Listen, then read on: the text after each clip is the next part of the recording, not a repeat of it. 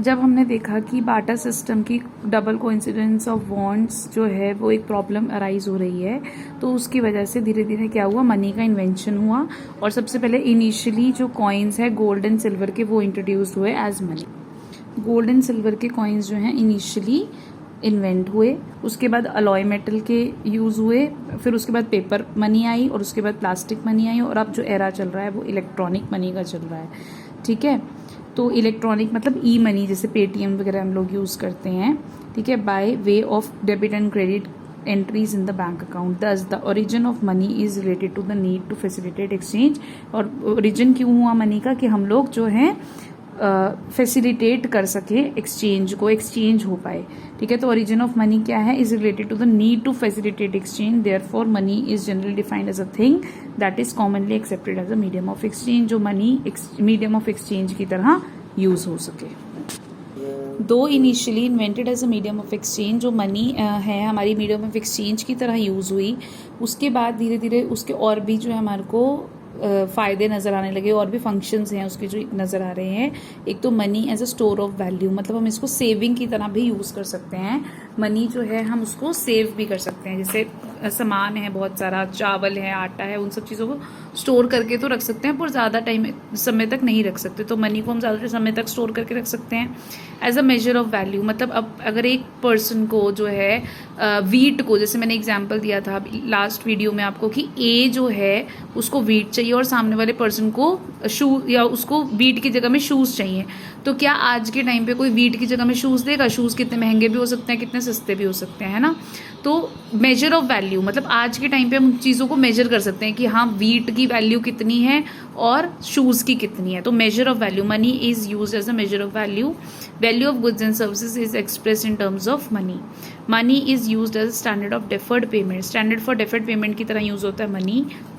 Deferred payment are those payment which are made sometimes in the future, ऐसी payment जो future में कभी होगी उसे हम बोलते हैं standard for deferred payment. Money is used as a standard for deferred payment. Deferred payment are those payment which are made sometimes in the future, sometimes in the future मतलब future में कभी करनी होगी, उसे बोलते हैं मनी। जैसे आज अगर मैं किसी से चावल की जगह दाल ले लूँ, ठीक है, पर मेरे पास यार दाल नहीं है, सामने वाले पर्सन को मैं ये नहीं बोल सकती बाद में ले जाना, ठीक है। और जो मनी है उसको हम बोल सकते हैं ना कि बाद में फ्यूचर में, कि आज सामान ले लेती हूँ, कल पैसे दे दूंगी, क्योंकि वो पैसों की वैल्यू उतनी की उतनी रहेगी। बट जो चीज़ें हैं उनकी वैल्यू चेंज हो सकती है, या फिर इंसान को ज़रूरत हो या ना हो उस टाइम पे, तो as a standard of deferred payment भी यूज़ हो सकता है। तो यही सब चीज़ें जो हमारी फंक्शंस ऑफ मनी है, medium of exchange, store of value, measure of value, standard for deferred payment. ठीक है, तो money is what money does, यही ब्रीफ में बताया हुआ है कि मनी क्या है, जो मनी करती है, मतलब मनी के जो जो फंक्शंस हैं उसी की वजह से मनी जो है वो यही उसकी डेफिनेशन है कि money is what money does.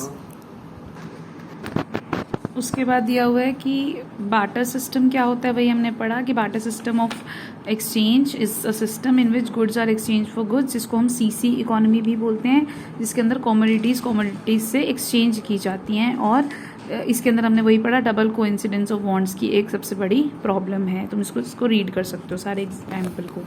अब यहाँ पे दे रखा है कि बार्टर सिस्टम की ड्रॉबैक्स या एलिमिनेशन कैसे हुआ, ये इसको ऊपर से पढ़ लेना है, ठीक है। तुम्हारे को डबल कोइंसिडेंस ऑफ बॉन्ड्स तुम्हारे को बताया मैंने कि कोई भी जो भी वॉन्ट्स हैं आपकी फुलफिल नहीं हो रहे। Double coincidence of wants implies at a point of time two individuals are in position of such goods which they are willing to exchange for the satisfaction of their wants. मैंने example दिया था कि ए के हाथ में वो चीज़ है और बी के हाथ में वो चीज़ नहीं है जो ए को चाहिए, तो ये प्रॉब्लम है डबल कोइंसिडेंस ऑफ बॉन्ड्स की, है ना। तो वो बोलता है double coincidence of bonds is a core characteristics of the barter system. Double coincidence of bonds होगा मतलब अगर ए के पास वीट है, हमने पढ़ा था, ए के पास वीट है, बी के पास राइस है, इसको राइस चाहिए, इसको वीट चाहिए, दोनों एक्सचेंज कर लेंगे। यही एक मेन जो है क्या है कैरेक्टरिस्टिक है double coincidence of bond he, main characteristic है किसका, बार्टर सिस्टम का, ठीक है। But it is not always so simple, ये इतना सिंपल नहीं होता। It is not so simple कि हम वही वाला पर्सन फाइंड कर लें जिसको वही गुड की ज़रूरत है जो हमारे पास है, और हम उसके पास भी वही हो जो हमें चाहिए, ठीक है। Under this barter system exchange remained extremely limited, exchange जो बहुत कम रहता है, और मनी के इमरजेंस होने की वजह से, मनी आने की वजह से double of coincidence of bond जो है वो वैनिश हो गई है प्रॉब्लम इसकी, और वैनिश का मतलब खत्म हो गई है। Money as a medium of exchange has separated the act of sale and purchase. Sale and purchase का एक्ट जो है वो मनी ने एक सेपरेट कर दिया है कि मतलब आप कुछ भी खरीद भी सकते हो पैसों से और खुद भी कुछ भी बेच भी सकते हो। उसके बाद है lack of a common unit of value. What is the value of car. अब आज के ज़माने में तुम बता सकते हो 5 लाख रुपए की कार है, बट बाटा सिस्टम के टाइम पे नहीं बता सकते थे। तो मनी के आने से, हम एवोल्यूशन आने से, तो हमारे को एक कॉमन यूनिट ऑफ वैल्यू पता चल गई इस अकाउंटिंग सिस्टम, और उसकी वजह से अकाउंटिंग सिस्टम जो है वो आया। उसके बाद है डिफिकल्टी ऑफ फ्यूचर पेमेंट और कंट्रैक्चुअल पेमेंट। ये मैं आपको बता चुकी हूँ कि अगर आप एक वर्कर को हायर करते हो और उसे एक कॉन्ट्रैक्ट करते हो कि हाँ हम उसे 10,000 रुपये पर मंथ देंगे, बट ऐसा बाटा सिस्टम में नहीं होता था। आप कभी आप ये नहीं सोच सकते थे कि भाई 4 टेबल देंगे, 5 टेबल देंगे, है ना, चेयर कितनी देंगे। तो ये मनी की वजह से ये चीज़ें कॉन्ट्रैक्चुअल पेमेंट्स भी आसान हो गई हैं। उसके बाद है difficulty of storage of value या saving and transfer of value, मतलब चीज़ों को सेव करके रख सकते हो। जो पहले एक सामान जो है उसको स्टोर करने के लिए मुझे क्या पड़ेगा, स्टोरेज कॉस्ट, मतलब स्टोर करने के लिए जगह ना हो हर एक पर्सन के पास। पर जो पैसा है या नेचुरल डिजास्टर में कोई भी, अगर मैंने सामान वीट है, राइस है, उन सबको संभाल के रखा, तो हो सकता है कोई भी बाढ़ आ गई तो उससे ख़राब हो गई चीज़ें, कुछ भी हो सकता है, ठीक है। बट मनी में ऐसा कुछ नहीं होता। मनी जो है वो सेव करके हम लोग रख सकते हैं और एक जगह से दूसरी जगह ट्रांसफ़र भी कर सकते हैं। उसके बाद दिया हुआ है forms of money. Forms of money में सबसे पहली मनी है फियाट मनी और फिड्यूशियरी मनी। फियाट मनी कौन सी होती है, money which is issued by order authority of the government. जो ऑर्डर या अथॉरिटी ऑफ द गवर्नमेंट पे इशू करी जाती है उसे फियाट मनी बोलते हैं। It includes all notes and coin which the people in a country are legally bound to accept as a medium of exchange।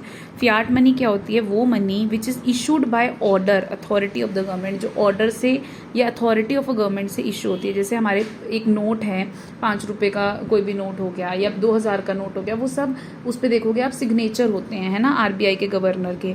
तो जब वो उसको इशू करते हैं, जब वो उसको साइन करते हैं, तो तभी उस नोट को जो है माना जाता है, ठीक है। That money which is issued by order और authority of the government, government की ऑर्डर से या गवर्नमेंट की अथॉरिटी से जो भी नोट या करेंसी इशू होती है उसे फियाट मनी बोलते हैं। It include all notes and coin which the people in a country are legally bound to accept as a medium of exchange, कि जो नोट्स एंड कॉइन जो गवर्नमेंट इशू करता है और which the people in a country are legally bound, कि legally bound होते हैं सारे लोग कि उसको एक्सेप्ट करना ही करना है, उसे फियाट मनी बोलते हैं।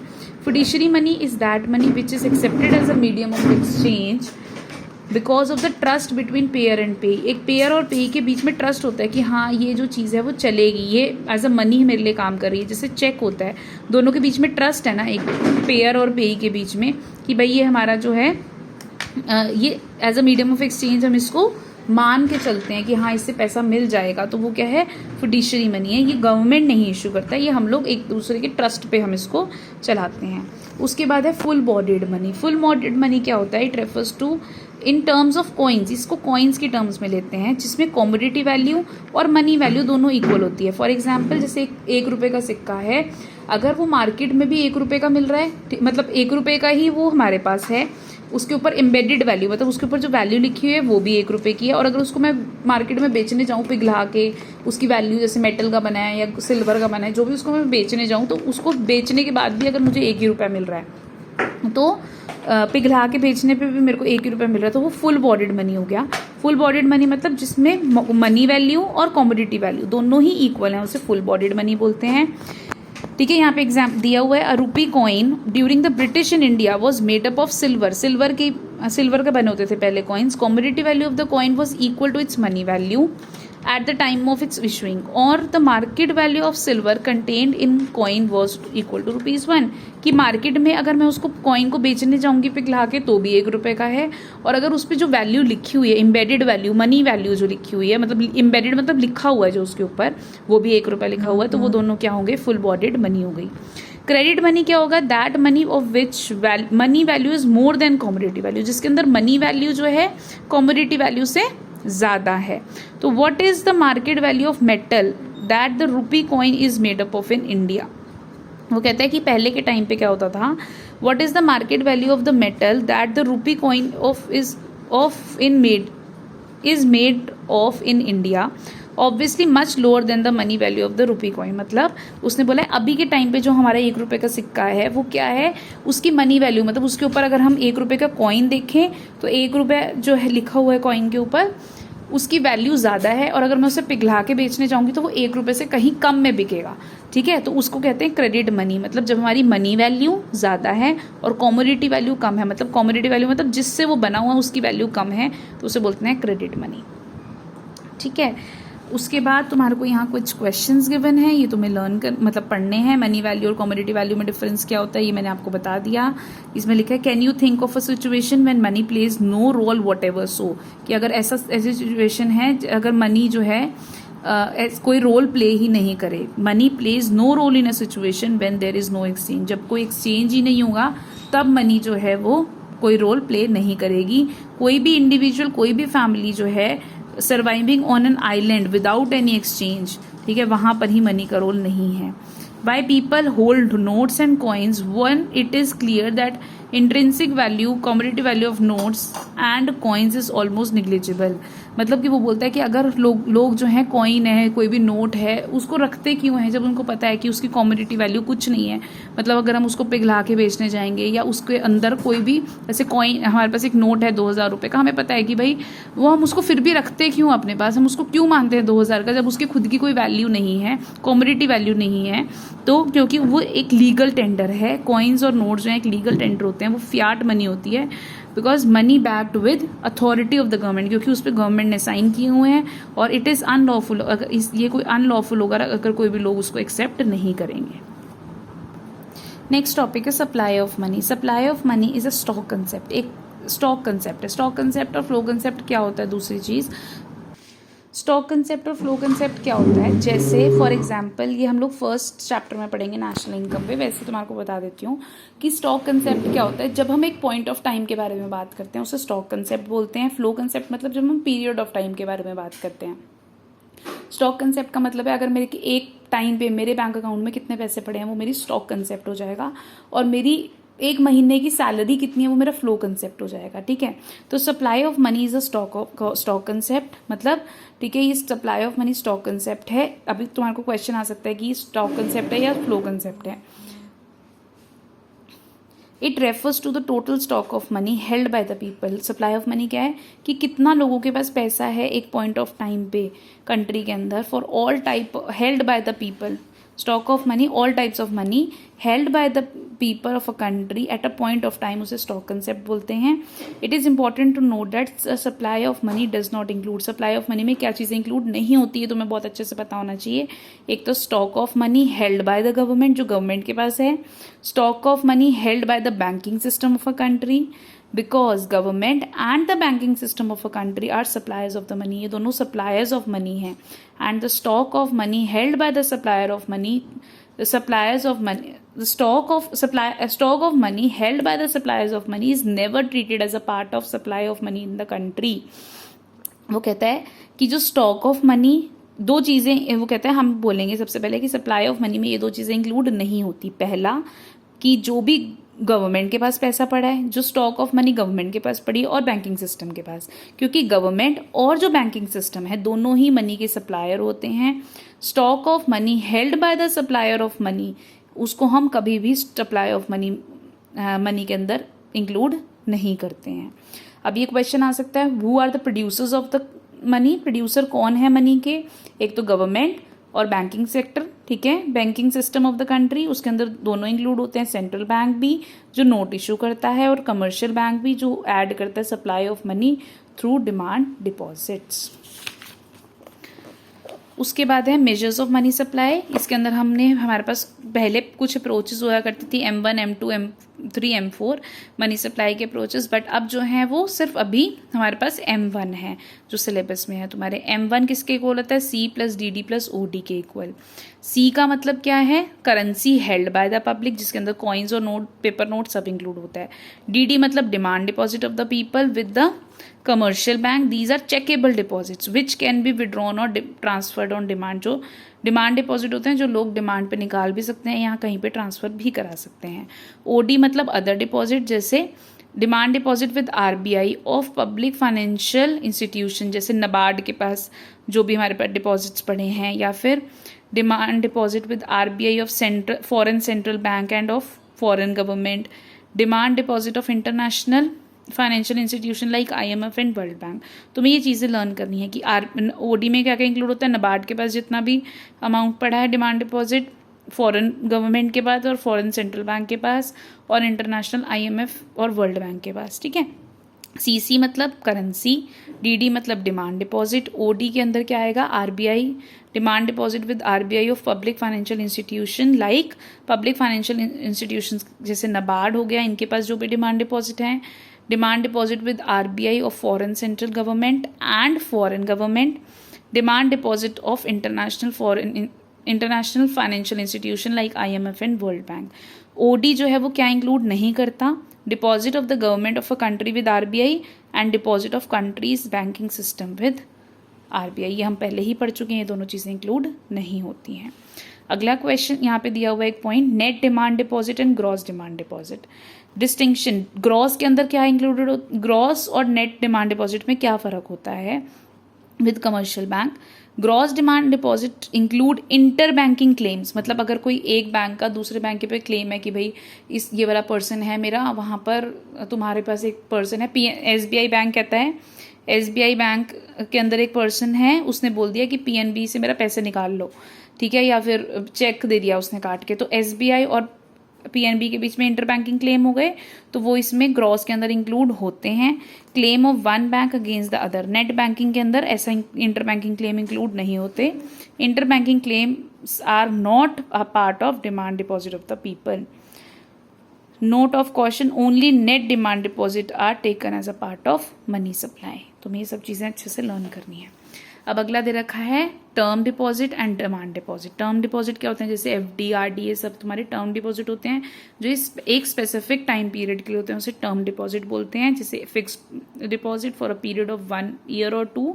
Demand deposit are not for specified period. Depositors can not withdraw money, जो आपकी टर्म डिपॉजिट होते हैं उसमें से डिपॉजिटर पैसा नहीं निकाल सकते, ठीक है, और क्योंकि वो फिक्स्ड रहते हैं। और मनी इन डिमांड डिपॉजिट, तो वो लोग जो हैं वो जब भी निकालना चाहें निकाल सकते हैं। Term deposits are not checkable deposit, ये चेकेबल डिपॉजिट नहीं होते, ये कभी भी निकाले नहीं या जमा नहीं कराए जा सकते। और जो ये आपके डिमांड डिपॉजिट होते हैं वो चेकेबल डिपॉजिट्स होते हैं। इसके अंदर इंक्लूड होता है सेविंग अकाउंट डिपॉजिट और करंट अकाउंट डिपॉजिट। उसके बाद आपको ये दे रखा है measure of money supply, currency with public, demand deposit of the people with commercial bank, other deposit with RBI, जिसके अंदर तुम्हारे को नबार्ड दे रखा है, demand deposit with RBI of public financial institution like NABARD, demand deposit with RBI of foreign central bank and government, demand deposit of international financial institution like IMF and world bank. अगला है who supplies money, supply कौन करता है money, तुम्हारे को बताया मैंने पहले भी। सप्लायर्स ऑफ मनी कौन से, central bank of the country, RBI in India, commercial bank और गवर्नमेंट। तो in India RBI is the principal supplier, RBI सबसे बड़ा सप्लायर है मनी का। आरबीआई इशू करता है note on the basis of minimum reserve system. अब ये बहुत इंपॉर्टेंट है कि आरबीआई किस बेसिस पे नोट इशू करता है, मिनिमम रिजर्व सिस्टम के बेसिस पे। Under this system RBI maintain करता है वो मिनिमम रिजर्व 200 करोड़ रुपए का गोल्ड और फॉरेन सिक्योरिटीज के बेसिस पे, और जिसमें गोल्ड जो है वो 115 करोड़ होता है, जिसके बेसिस पे वो नोट इशू करता है। अगर इतना उसको बस पहले स्टॉक डिपॉजिट कराना पड़ता है। Commercial banks are the second significant source of money supply. Unlike central bank, commercial bank ये जो है उनके पास कोई अथॉरिटी नहीं होती इशू करने की करेंसी, पर कमर्शियल बैंक जो है वो इशू नहीं कर सकते नोट और कॉइन, बट फिर भी वो सप्लायर्स होते हैं बिकॉज वो डिमांड डिपॉजिट के वे में पैसा क्रिएट करते हैं।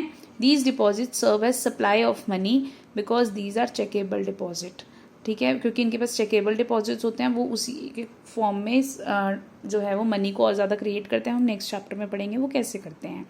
पीपल कैन विड्रॉ और transfer money by writing cheque, जो लोग हैं वो विड्रॉ कर सकते हैं पैसे और ट्रांसफ़र कर सकते हैं चेक लिख कर। तो money created by the commercial bank by way of demand deposit, उसको हम बैंक मनी बोलते हैं, ये अंडरलाइन करो, ये इंपॉर्टेंट है। जो भी मनी कमर्शियल बैंक विड्रॉ करते हैं बाय वे ऑफ क्रिएट करते हैं bye way of demand deposit, उसे हम बैंक मनी बोलते हैं। और थर्ड सोर्स क्या है आपका? Government is the third source of money supply in the country. In India the ministry of finance issues 1 rupee note. इसके अंदर इंडिया के अंदर जो हमारी मिनिस्ट्री है फाइनेंस की वो 1 रुपी नोट इशू करती है and coins of all the denominations. तो एक क्वेश्चन आ सकता है कि ये 1 रुपी नोट और कॉइन जो है वो कौन इशू करता है? कॉइन्स सारे डिनोमिनेशन के, मतलब कि जितने भी कॉइन्स हैं वो कौन इशू करता है? Ministry of finance. उसके बाद है बैंक मनी और हाई पावर्ड मनी में क्या होता है? Bank money refers to demand deposit या चेकेबल डिपॉजिट जो भी कमर्शियल बैंक के पास पड़े होते हैं वो बैंक मनी होती है। हाई पावर्ड मनी क्या है? Is the sum total of currency held by the people, vault cash of the commercial bank, cash reserve of the commercial bank with RBI. इस सबको हम क्या बोलते हैं? मॉनेटरी बेस या base money in the economy या high powered money. मतलब जितना भी पैसा लोगों के पास है, जितनी भी currency, vault cash of the commercial bank मतलब कैश, कमर्शियल बैंक कुछ पैसा अपने पास स्टॉक में रखते हैं उसको वॉल्ट कैश बोलते हैं। Cash reserve of the commercial bank with RBI, जो भी कैश रिजर्व कमर्शियल बैंक का आरबीआई के पास पड़ा होता है। कमर्शियल बैंक मतलब ये जो पीएनबी, एसबीआई, ये जो बैंक्स हैं जो लोगों के साथ डील करते हैं, इनका जो भी पैसा आरबीआई के पास पड़ा होता है इसको हम हाई पावर्ड मनी या बेस मनी या मॉनेटरी मनी मॉनेटरी बेस कहते हैं। ठीक है, इसमें कुछ क्वेश्चंस दिए हुए आपने पढ़ने हैं। Principal components of bank money supply क्या है? ये हमने पढ़ा है करेंसी, डिमांड डिपॉजिट और ये अदर डिपॉजिट्स। इसके आगे भी दिया हुआ है। Why are cash of the government and of the commercial banks with RBI not treated as a part of money supply? क्यों नहीं होते? बिकॉज ये क्रिएटर्स होते हैं, सप्लायर्स होते हैं मनी सप्लाई के, इसलिए इनको हम मनी सप्लाई में इंक्लूड नहीं करते हैं।